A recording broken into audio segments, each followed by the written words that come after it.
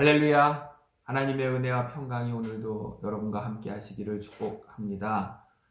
금요일 밤 몸과 마음을 기울여 하나님께 나아가며 기도할 때에 하나님의 큰 은혜와 평강이 여러분과 함께 하시기를 축원합니다. 잠깐 기도하겠습니다.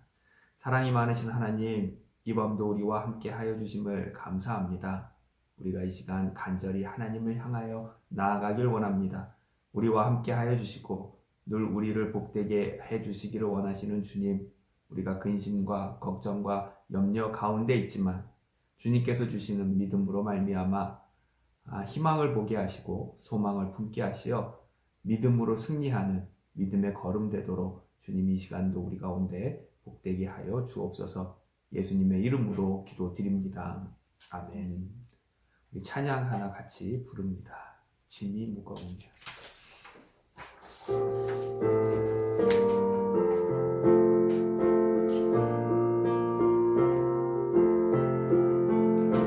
짐이 무거우냐 홀로 지고 가기에 험한 데로 갈까 두렵지는 않느냐 온갖 일에 매여 고달프지 않느냐 주가 도우시리 요청만 하면 우리 기도를 언제 어디나 들으시며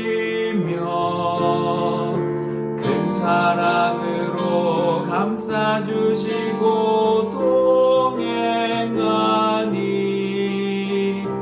내가 실망할 때 기억해야 할 것은 예수께 가면 주 내게 짐이 무거우냐 짐이 무거우냐 홀로 지고 가기에 험한 데로 갈까 두렵지는 않느냐 온갖 일에 매여 고달프지 않느냐 주가 도우시리 요청만 하면 우리 기도를 언제 어디나 들으시며 큰 사랑으로 감싸주시고 동행하니 내가 실망할 때 기억해야 할 것은 예수께 가면 주 내가 실망할 때 기억해야 할 것은 예수께 가면 주 내게 내가 실망할 때 기억해야 할 것은 예수께 가면 주 내게 오시리. 아멘. 이 시간 함께 보실 말씀은 요한복음 4장입니다. 요한복음 4장 43절로 54절의 말씀입니다. 제가 봉독하겠습니다. 이틀이 지남에 예수께서 거기를 떠나 갈릴리로 가시며 친히 증언하시기를 선지자가 고향에서는 높임을 받지 못한다 하시고 갈릴리에 이르심에 갈릴리인들이 그를 영접하니 이는 자기들도 명절에 갔다가 예수께서 명절 중 예루살렘에서 하신 모든 일들을 보았음이더라. 예수께서 다시 갈릴리 가나에 이르시니 전에 물로 포도주를 만드신 곳이라 왕의 신하가 있어 그의 아들이 가버나움에서 병들었더니 그가 예수께서 유대로부터 갈릴리로 오셨다는 것을 듣고 가서 청하되 내려오셔서 내 아들의 병을 고쳐주소서 하니 그가 거의 죽게 되었음이라. 예수께서 이르시되 너희는 표적과 기사를 보지 못하면 도무지 믿지 아니하리라. 신하가 이르되 주여 내 아이가 죽기 전에 내려오소서. 예수께서 이르시되 가라 내 아들이 살아있다 하시니 그 사람이 예수께서 하신 말씀을 믿고 가더니 내려가는 길에서 그 종들이 오다가 만나서 아이가 살아있다 하거늘 그 낫기 시작한 때를 물은즉 어제 7시에 열기가 떨어졌나이다 하는지라. 그의 아버지가 예수께서 내 아들이 살아있다 말씀하신 그때인 줄 알고 자기와 그 온 집안이 다 믿으니라. 이것이 예수께서 유대에서 갈릴리로 오신 후에 행하신 두 번째 표적이니라. 아멘. 코로나19 전염병이 다시 걱정스러운 상황으로 번지고 있습니다. 서울, 이태원 중심으로 바이러스가 다시 전국에 퍼지기 시작했다 하는 소식입니다. 개학을 앞두고 있는데 학생들까지 감염되어 정말 앞날을 예측하기 어려운 그런 어려운 시기가 되었습니다. 걱정은 걱정을 더하고 근심은 근심을 더합니다. 그런데 걱정과 염려로 한숨 쉬는 우리를 향해 예수님은 하늘의 새를 좀 보라 말씀하십니다. 너희가 염려함으로 그 키를 한 자라도 더할 수 있겠느냐고도 하십니다. 제가 마태복음 6장 26절로 34절 말씀을 좀 읽겠습니다. 공중의 새를 보라. 심지도 않고 거두지도 않고 창고에 모아들이지도 아니하되 너희 하늘 아버지께서 기르시나니 너희는 이것들보다 귀하지 아니하냐. 너희 중에 누가 염려함으로 그 키를 한 자라도 더할 수 있겠느냐. 또 너희가 어찌 의복을 위하여 염려하느냐. 들의 백합화가 어떻게 자라는가 생각하여 보라. 수고도 아니하고 길쌈도 아니하느니라. 그러나 내가 너희에게 말하노니 솔로몬의 모든 영광으로도 입은 것이 이 꽃 하나만 갖지 못하였느니라. 오늘 있다가 내일 아궁이에 던져지는 들풀도 하나님이 이렇게 입히시거늘 하물며 너희일까 보냐. 믿음이 작은 자들아. 그러므로 염려하여 이르기를 무엇을 먹을까 무엇을 마실까 무엇을 입을까 하지 말라. 이는 다 이방인들이 구하는 것이라. 너희 하늘 아버지께서 이 모든 것이 너희에게 있어야 할 줄을 아시느니라. 너희는 먼저 그의 나라와 그의 의를 구하라. 그리하면 이 모든 것을 너희에게 더하시리라. 그러므로 내일 일을 위하여 염려하지 말라. 내일 일은 내일이 염려할 것이요 한날의 괴로움은 그날로 족하니라. 아멘. 하나님께서는 우리의 형편을 다 아십니다. 무엇이 필요한지, 무엇이 있어야 하는지, 앞으로 어떻게 되어야 할지 다 아십니다. 하늘나는 새를 다 먹이시고 백합화를 곱게 입히시는 하나님께서 우리의 형편도 다 헤아리시고 필요를 아시고 돕고 계십니다. 그러니 믿음으로 끝까지 이 어려움을 잘 견뎌내는 여러분이 되시면 좋겠습니다. 지금까지도 기도하면서 인내하며 지내왔듯이 끝까지 믿음으로 승리하는 여러분 되시기를 축복합니다. 우리 찬양 하나 더 고백하는데 믿음이 없이는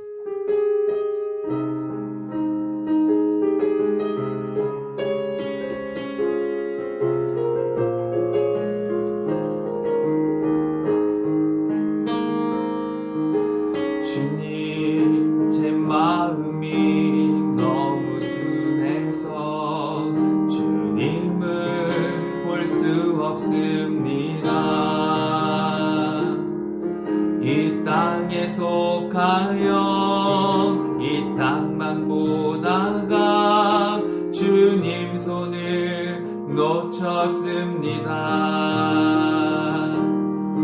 나는 나그네로 왔는데 왜 주저앉게 되었나. 나는 청지기인데 언제부터 내 삶의 주인이 되어버렸나. 믿음이 없이는 기쁘시게 못하나니 고된 수 뿐이라 믿음이 없어서 무너진 삶의 모든 자리에 다시 주님을 기다립니다. 주님, 제 마음이 너무 둔해서 주님을 볼 수 없습니다. 이 땅에 속하여 이 땅만 보다가 주님 손을 놓쳤습니다. 나는 나그네로 왔는데 왜 주저앉게 되었나. 나는 정직인데 언제부터 내 삶의 주인이 되어버렸나.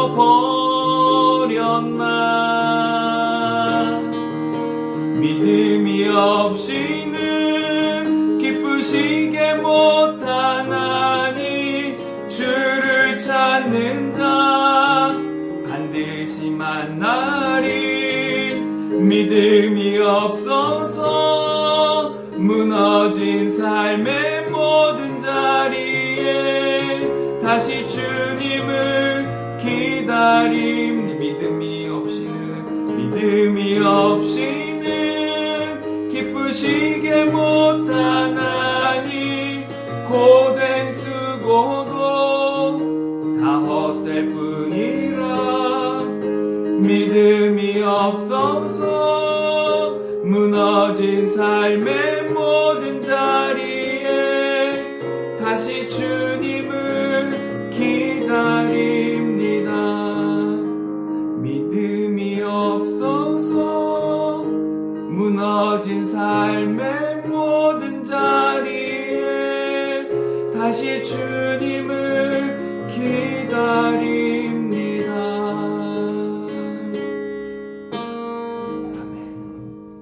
오늘 본문 44절에서는 예수님께서 당시 이스라엘에서 회자되던 관용구 하나를 인용하며 말씀하십니다. 본문 4장 44절을 보니까 친히 증언하시기를 선지자가 고향에서는 높임을 받지 못한다 하시고, 선지자가 고향에서는 높임을 받지 못한다, 그런 말씀을 하십니다. 복음서를 읽다 보면 유독 예수님의 고향 사람들은 예수님을 무시했습니다.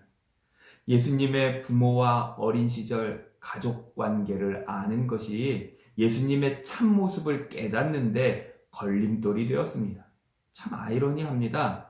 우리는 예수님과 잘 알고 지냈으면 얼마나 좋았을까 생각합니다.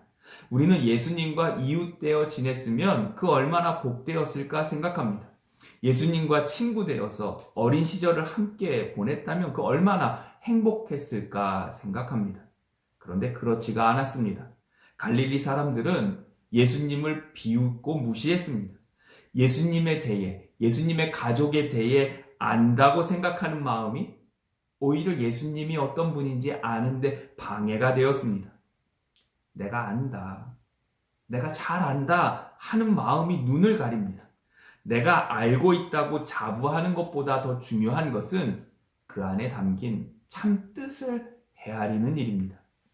성경의 지식을 잘 아는 일보다 그 안에 담긴 진리를 헤아리는 일이 중요하고, 진리를 잘 이해하는 것보다 그 진리를 행동으로 실천하는 일이 더 중요합니다. 그래야 성경에 담긴 생명과 능력이 우리 삶 가운데 나타나기 때문입니다. 3살 버릇 80까지 간다 하는 그런 속담이 있습니다. 이 무슨 뜻일까요? 어린 시절에 몸에 밴 습관은 여간해서 쉽게 고쳐지지 않는다 하는 그런 말입니다. 그러니까 좋은 습관 잘 들여야 한다는 거죠. 3살 버릇 80까지 간다, 이 말은 좋은 습관에도 해당되고 또 나쁜 습관에도 해당되는 말입니다.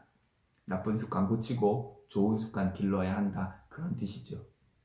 저희 아이들은 이상하게 엎드려서 공부하기를 좋아합니다. 책상에 앉아서 책을 읽거나 숙제하는 걸 싫어하고 자꾸만 엎드려서 누워서 하려 합니다. 요즘 집에서 온라인으로 수업하는데 더 그렇습니다. 이게 누워있으니까, 맨날 누워있으니까 이게 공부를 하는 건지 게으름을 피우는 건지 알기가 어려울 때가 많습니다.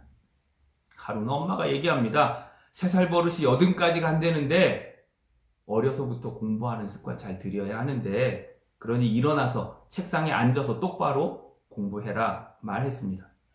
그러자 아들이 말합니다. 3살 버릇이 80까지 가면 이제 벌써 내가 10살도 훌쩍 넘었는데 지금 버릇이 90 넘어까지 갈 텐데 이번 생엔 틀렸으니 엄마가 포기해라 이렇게 말합니다. 3살 버릇 80까지 간다는 말을 자기 멋대로 해석하니 참 이상한 말이 되었습니다. 3살 버릇 80까지 간다는 말, 그 말이 담은 교훈은 헤아리지 못하고 그저 자기 멋대로 해석합니다. 3살이 어떤 말인지도 알고 80이 무슨 말인지도 알고 버릇이 뭘 뜻하는지도 알지만 정작 그 안에 담긴 속뜻은 알지 못합니다. 이런 지식은 능력이 될 수 없습니다. 우리가 알고 있다 하는 것, 이것이 엉뚱한 것 되지 않도록 조심해야 합니다. 그러기 위해서는 늘 주님의 말씀, 그 안에 담긴 뜻에 귀를 기울여야 합니다. 어느 바닷가 바위 위에 예쁜 조개 하나가 있었습니다. 그런데 어느 날 진주 하나가 굴러 떨어지는 것을 보았습니다. 조개는 열심히 그 진주를 따라 나섰습니다. 조개는 부지런히 달려가 한참을 애쓴 끝에 진주 옆에 이르게 되었습니다. 조개는 사람들이 진주를 좋아해서 진주를 찾는다는 것을 알았습니다. 그 진주를 잡기 위해 조개를 따간다는 것도 알았습니다. 그러니 예쁜 진주 옆에 조개가 있으면 나는 사람들이 가져가지 않을 것이라 생각했습니다. 이 예쁜 진주를 사람들이 유혹할 테니까 사람은 와서 진주를 가져가고 나는 놔두고 가겠지 조개는 생각했습니다.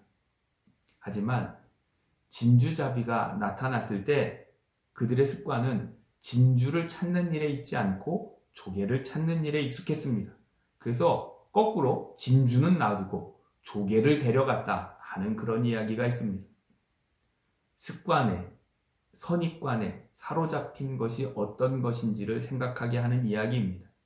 우리는 아주 오랜 시간 신앙생활을 통해 교회 생활 어떻게 해야 하는지, 신앙생활 어떻게 해야 하는지 잘 알고 있습니다. 그런데 때로는 그렇게 잘 알고 있다고 하는 마음이 방해가 되는 것, 방해가 될 수 있다는 것 기억해야 합니다. 습관적으로 행하는 기도와 예배 생활은 오히려 하나님의 뜻을 찾는데 방해가 될 수 있습니다. 그러니 우리는 늘 습관이 아닌 맑고 깨끗한 마음으로 하나님을 찾아야 합니다. 그래서 내가 이제 뭔가 알겠다, 내가 뭔가 알았다 하는 그때에 오히려 조심해야 합니다. 사도 바울도 고린도전서 10장 12절에서 그런즉 선줄로 생각하면 넘어질까 조심하라 이렇게 권면합니다. 신앙의 길에서 특히 그렇습니다. 뭔가 안다고 하는 마음, 익숙하다고 하는 것이 오히려 진리를 아는데 방해되는 경우가 많기 때문입니다.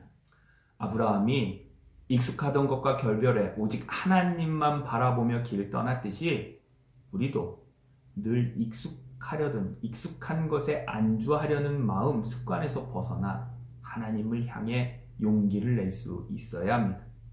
습관에 안주하는 것, 타성에 젖는 것, 그것이 신앙의 삶에서 제일 조심해야 하는 것 중 하나입니다. 요사이 우리는 전염병으로 정말 낯선 때를 지나고 있습니다. 전염병으로 속도 상하고 몸도 마음도 아픈 일이 많이 일어납니다. 그러나 어쩌면 우리는 습관에 안주하려던 버릇을 고치고 일상의 소중함과 감사를 깨닫는 기회로 삼을 수도 있을 것입니다.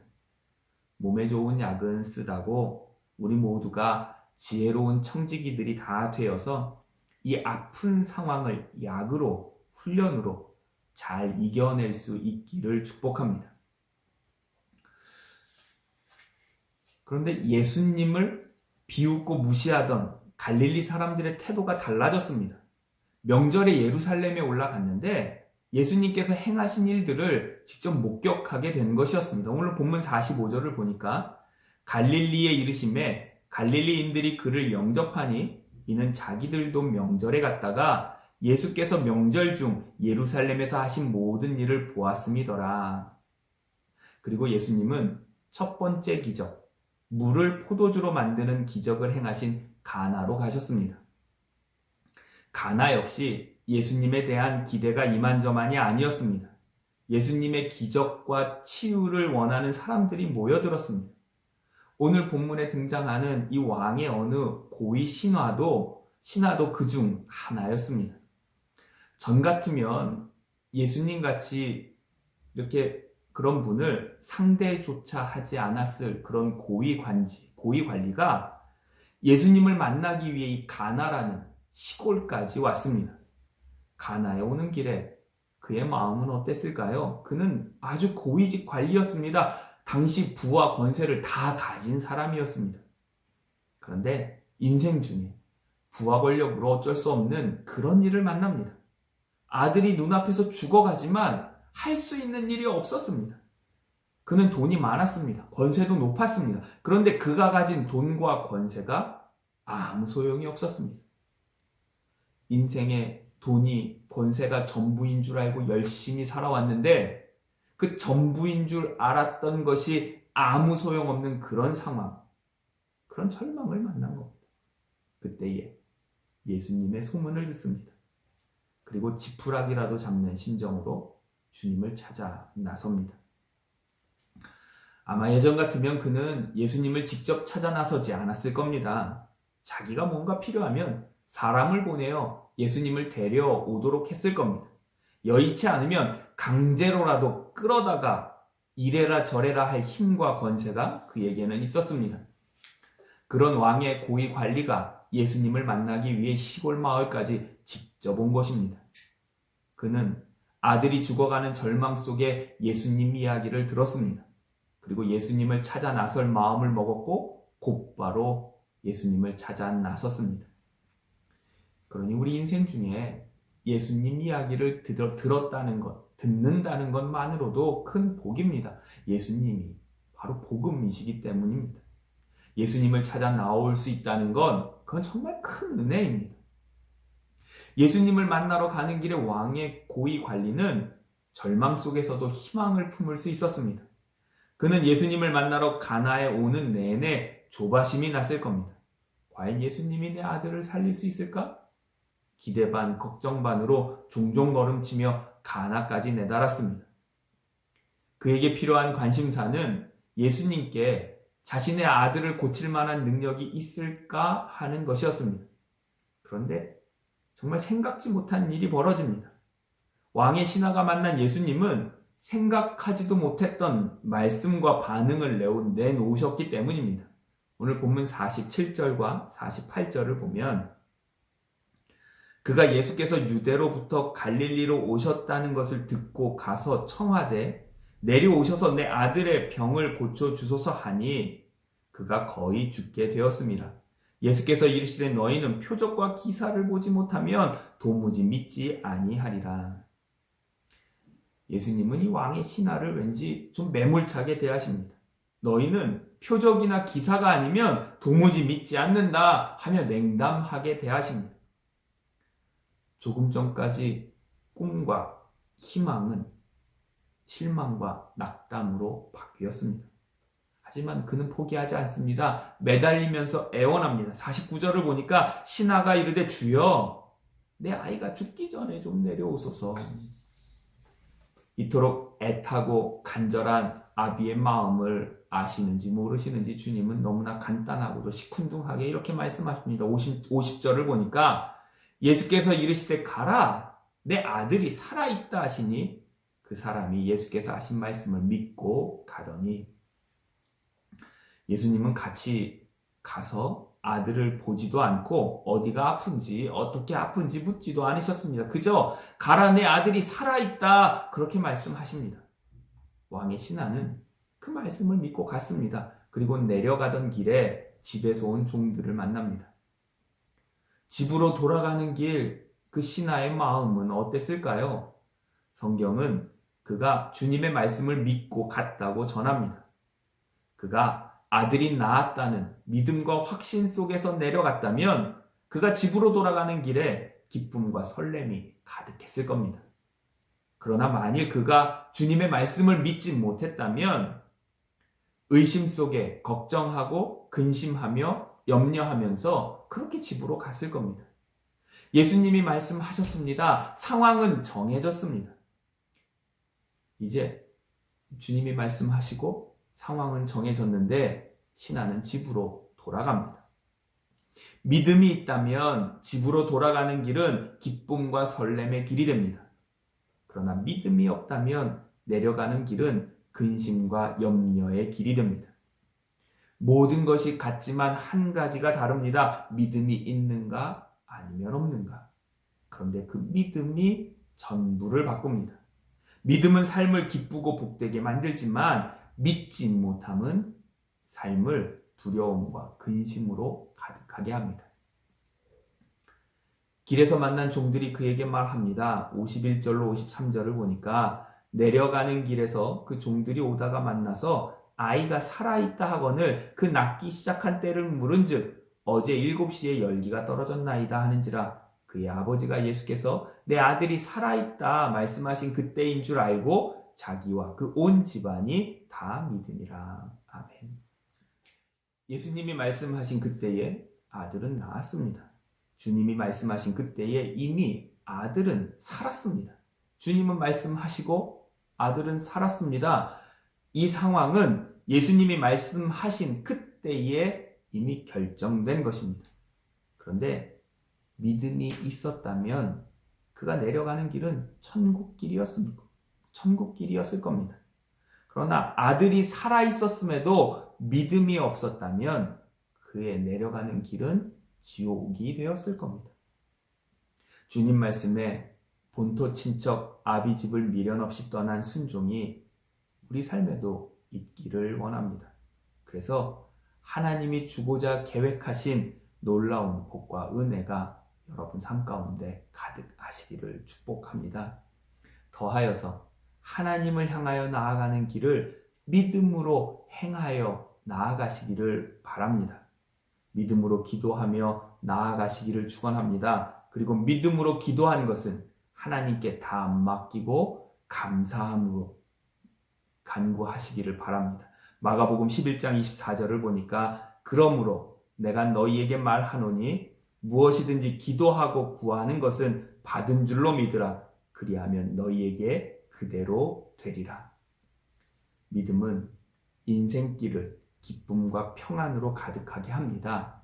그러니 믿음으로 기도하시고 기도하고 구한 것은 받은 줄로 믿고 감사하는 여러분 되시기를 바랍니다. 어려운 때를 만났지만 믿음으로 행함으로 여러분의 삶을 행복하고 복되게 가꾸어내는 여러분 믿음의 삶 되시기를 주님의 이름으로 축복합니다. 아멘. 우리 찬양 하나 하고 기도하겠습니다. 믿음이 없이는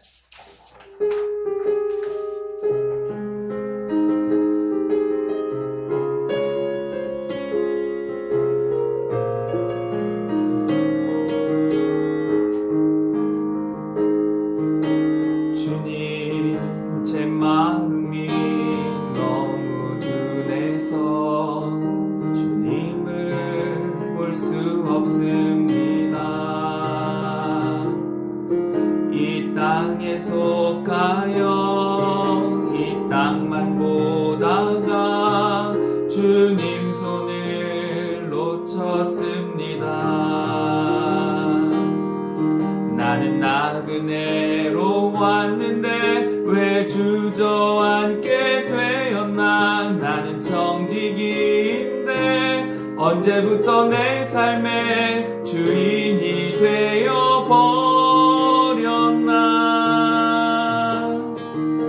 믿음이 없이는 기쁘시게 못하나니 고된 수고도 다 헛될 뿐이라.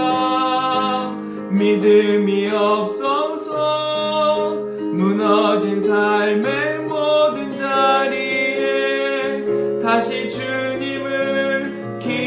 기다립니다. 주님, 제 마음이 너무 둔해서 주님을 볼 수 없습니다. 이 땅에 속하여 이 땅만 보다가 주님 손을 놓쳤습니다. 나는 나그네로 왔는데 왜 주저앉게 되었나. 나는 청지기인데 언제부터 내 삶의 주인이 되어 버렸나. 믿음이 없이는 기쁘시게 못하나니 고된 수고도 다 헛될 뿐이라. 믿음이 없어서 무너진 삶의 모든 자리에 다시 주님을 기다립니다. 믿음이 없이는 기쁘시게 못하나니 주를 찾는 자 반드시 만나리. 믿음이 없어서 무너진 삶의 모든 자리에 다시 주님을 기다립니다. 믿음이 없어서 무너진 삶의 모든 자리에 다시 주님을 기다립니다. 기도하겠습니다. 하나님, 이 밤 우리가 우리 삶에 믿음이 있는지를 돌아봅니다. 정말 어렵고 고단한 때가 이어지고 있습니다. 끝날 듯 보이나 끝나지 않는 이 어렵고 고단한 상황에 근심과 한숨이 더해갑니다. 그때 우리는 너희가 염려함으로 내 길을 한 자라도 더할 수 있느냐 하시는 주님의 말씀을 기억합니다. 하늘을 나는 새를 봐라. 들의 백합화를 보라. 하나님께서 그를 먹이고 입히시는 것처럼 우리 삶을 돌아보신다 하는 주님의 말씀에 믿음과 용기를 얻습니다. 가라. 내 아들이 나았다 하시는 주님의 말씀을 단순히 믿고 행했던 이 왕의 고관처럼 우리도 우리 앞에 맡겨진 삶을 믿음으로 행하는 믿음의 사람들 되도록 인도하여 주옵소서. 세상이 아무리 흔들고 우리를 어렵게 하고 고단하게 할지라도 선한 목자 되신 예수 그리스도께서 우리 삶을 인도하시고 이끄시고 동행하여 주고 계심을 믿으며 장차 푸른 풀밭 쉴만한 물가로 주님께서 인도하여 주실 것을 믿음으로 알게 하시어 고단한 광야길 같을지라도 감사함으로 믿음으로 용기를 내는 믿음의 백성들 되게 하여 주옵소서. 기도하는 가운데 주님의 음성을 깨닫게 하시고 주님의 말씀 속에 담긴 그 힘과 능력이 오늘은 우리 삶의 능력되도록 주님 도와주옵소서. 이 밤 간절히 기도하며 나아갈 때에 하나님의 크신 은혜와 은총을 누리는 귀한 밤 되게 하여 주옵소서. 예수님의 이름으로 기도드립니다. 아멘.